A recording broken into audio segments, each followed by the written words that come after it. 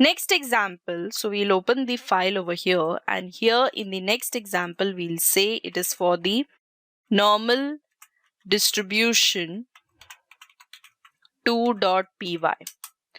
So over there, what are we going to do? We are going to calculate our analysis based on the normal distribution curve. Here we, instead of mentioning in the exponential format like the way we did over here, we will be using the ERF, that is maintaining the error format or keeping a log of the errors. So for that, I'll just use the same file which is mentioned over here with some of the changes. So the changes over here is like the function here will be normal CDF because we are calculating the curve with respect to the error structure. So after renaming the function of normal CDF, we need to clear this section. So here it will be the complete new return values to be analyzed, and that will be return 1 plus math.erf. This is for the error logging track system. And now here it will be calculated as x minus mu, and this mu will be divided by math dot square root of 2, and then it will be divided by sigma, and this sigma value will be calculated completely divided with respect to 2. So this is like we are using with respect to mu values, but here we are logging our error tracking system. Now the same values will be the tracked over here. So this is my value and it is divided by 2. And instead of mentioning normal PDF, everywhere I will call for the normal CDF function. So it will say CDF, again calling for the next value as CDF. The values next will be the same thing where we are mentioning the range between minus 50 to 50. And here the mu value, like the mean value, will be 0 and sigma will be considered as 1. The labeling structure will be kept as same. When mu is 0 and sigma is 2, and we will call for the function of normal CDF.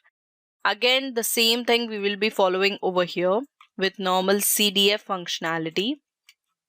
And then it will be calculated with the desired output that is needed. So this part has been done successfully. Now here, instead of mentioning the normal distribution curves, I'll mention over here various normal PDFs. So if you want to evaluate this formula, the formula is very simple. It is nothing but 1 plus and square root of this particular value. So this is the 1 plus mat.erf. ERF is like x minus mu will be considered in the error logging system, divided by square root of 2, math square root of 2 divided by sigma, and this complete value will be divided by 2.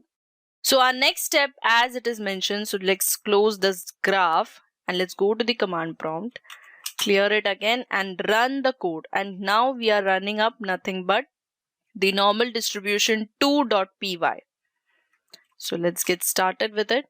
So here you can see it is giving the normal various PDF structure, but the trending start, or we can say the trending chart, which is represented in the systematic manner.